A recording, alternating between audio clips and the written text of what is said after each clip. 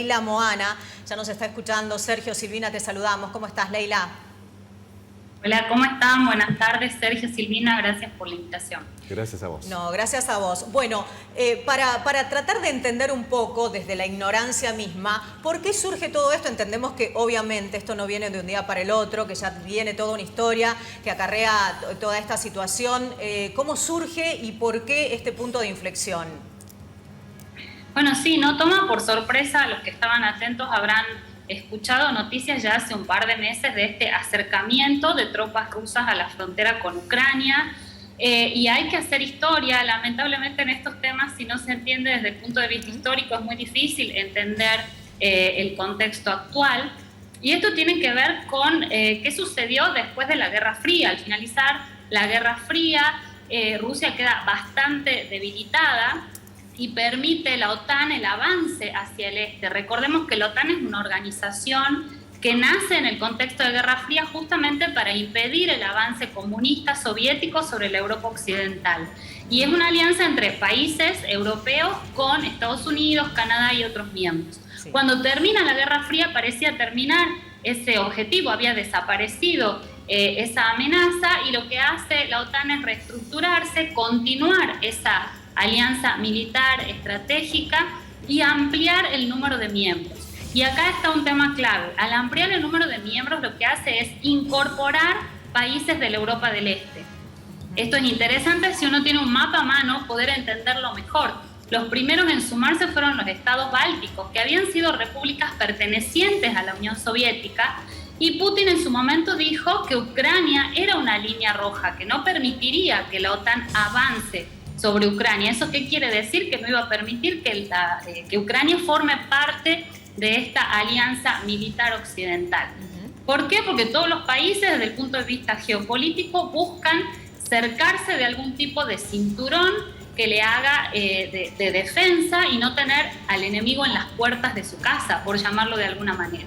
Entonces, desde el punto de vista estratégico, esto es una vuelta a la geopolítica, y al mismo tiempo es interesante ver que acá se plantea como una guerra entre Putin o la Rusia de Putin con Ucrania, cuando en realidad el objetivo es más grande. Yo creo que hay un reacomodamiento internacional. ¿Qué va a pasar con los nuevos actores? ¿Quiénes son los países que se van a colocar en esas cimas del orden internacional?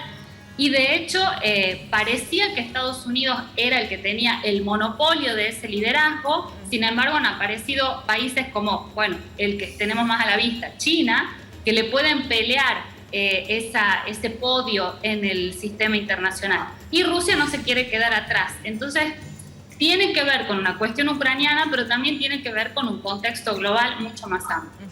Leila, hay medios europeos que, tomando sobre todo declaraciones del líder ucraniano Zelensky, que él mismo textualmente lo manifestó, están comparando este accionar de Putin con Hitler, que no hay que minimizarlo, manifiestan ellos, porque así empezó en su momento la invasión a la República Checa. ¿Es posible hacer ese paralelismo? Bueno, Putin también dijo que Ucrania tiene actitudes neonazis hacia la población que es cercana a Rusia y que tiene el ruso como lengua, y esa es la población que está básicamente en la región este de Ucrania, que se llama la región de Donbass, a donde están estos dos, podemos llamarlos nosotros, provincias, Luhansk y Donetsk, que en realidad se autoproclamaron repúblicas independientes.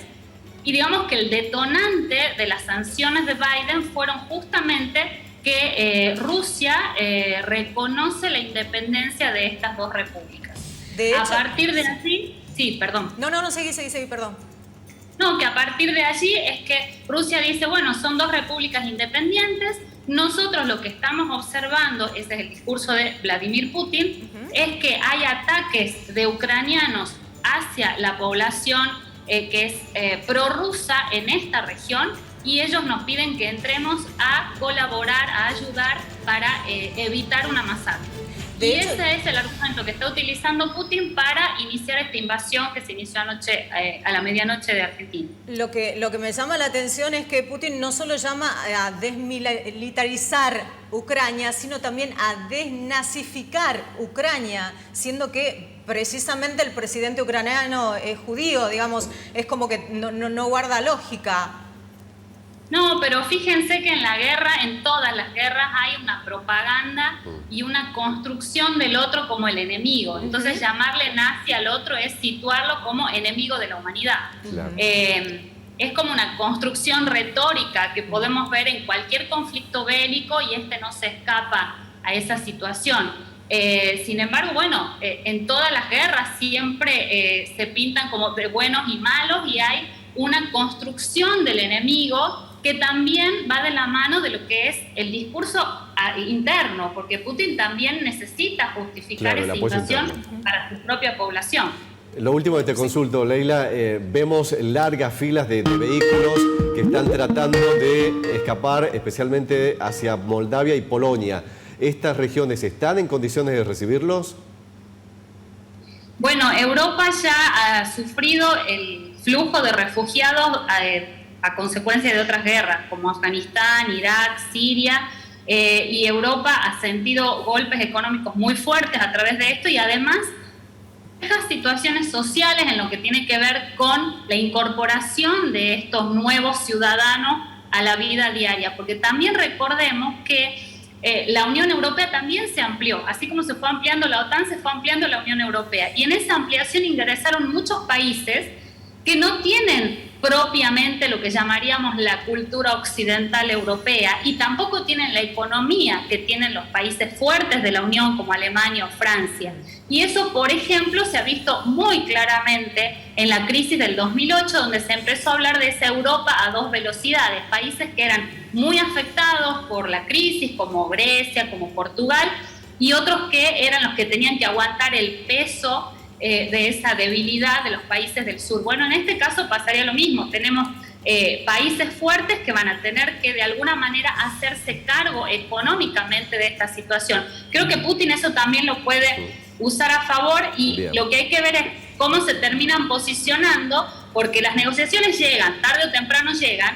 El tema es con qué elementos cuenta cada uno para fortalecerse a la hora de sentarse en la mesa de negociaciones. Perfecto. Leila, no tenemos más tiempo. Muchísimas gracias por este contacto.